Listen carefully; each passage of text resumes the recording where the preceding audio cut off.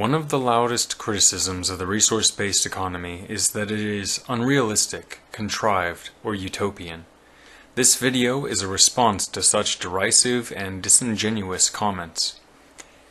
Proponents largely agree that the transition to a resource-based economy is imminent, and that the transition, a concept which I will cover in another video, has already begun. At the same time, those who are ideologically opposed to the concept raise questions concerning Ludwig von Mises' economic calculation problem, the violence of human nature, or they resort to calling the resource-based economy Marxism with a supercomputer. An overly simplistic and misleading characterization at best. I'll address these derisions here in order. Firstly, the economic calculation problem was relevant at an age when there were no computers, at a time when the globalized economy that now is facilitating incredibly pronounced international and international trade was in its relative infancy, and when ignorance in concert with manufactured jingoism held vastly more sway over the actions and perspectives of our global population. Simply, social and technological advances have muted the issue of economic calculation, as we are now able to use advanced computational analysis to resolve any issues that might have existed. If you're interested in specifically what I'm referring to, look up the SF Econ Model 0, for instance. There are other methods you can find. Secondly, the violence of human nature. Individuals who bring up this so-called issue are ignorant of modern science. Although humans have the capacity to be violent, the foundations of violence are rooted in and comprised of complex, interdependent variables, resting upon a continuum of potential reactions to environmental stimuli. I'm not saying that we could ever entirely eliminate violence, but it is important to recognize these are complex behaviors tied to a multitudinous set of variable inputs and outputs. To assume there will always be war, for instance, because of any notion of human nature, is not warranted by the science.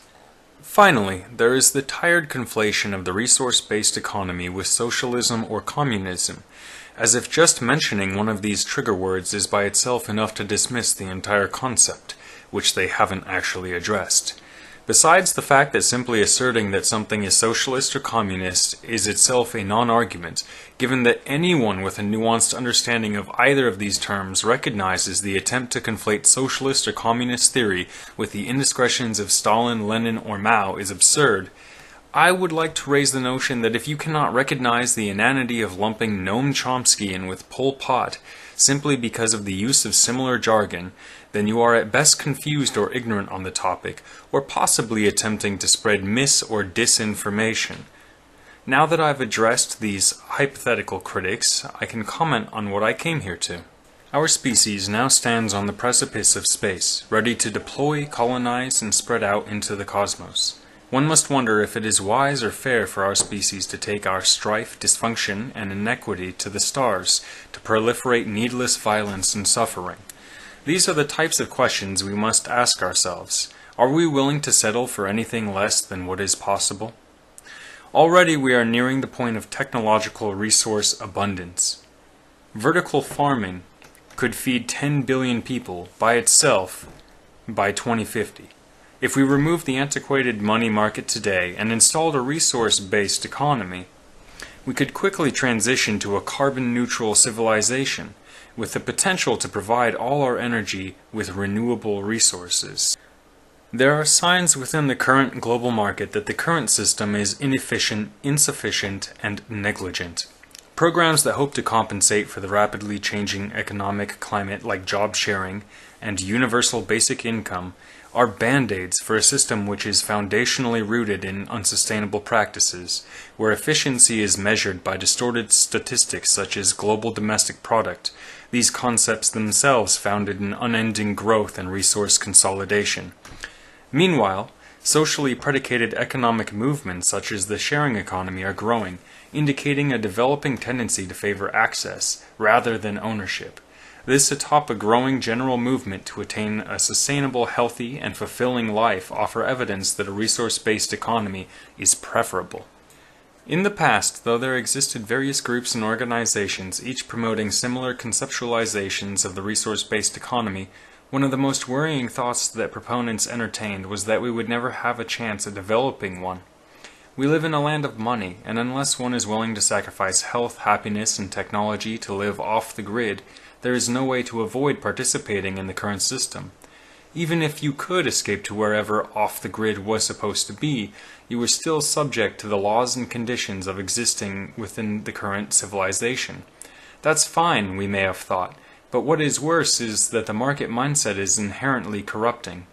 We in the movement have witnessed fracturing and splintering within and among groups and individuals as those attempting to work within the system to foster the growth of a resource-based economy fell prey to the material influences and systemic coercion which are inescapable tenets of the current paradigm. However, hope springs eternal. I interact with individuals intent on making real changes, intent on manifesting a more wondrous life not just for themselves, but for those around them, and more importantly, for those to come. We cannot fail. As long as the will to succeed exists, we will find a way. The resource-based economy is an eventuality, an imminent step in the progress of our species.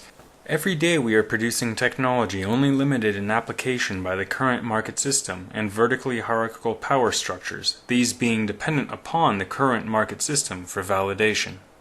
Once a critical mass is reached, we will simply, as a species, shed this unnecessary set of paradigms in favor of paradigms which actively cultivate our potential and enhance our life experience.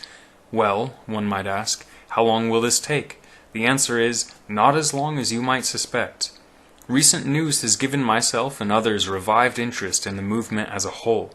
The Venus Project is attempting to launch the Brazil Project, an ambitious attempt at a full-scale resource-based economy. For all those would-be detractors that may wish to decry the possibility of a resource-based economy to call it wishful thinking, here is proof of concept shortly to come. Those within the movement may wish to now find out how they can contribute. I know I will. Recently, more evidence has arisen which proves that the tendency toward a technologically advanced society is real.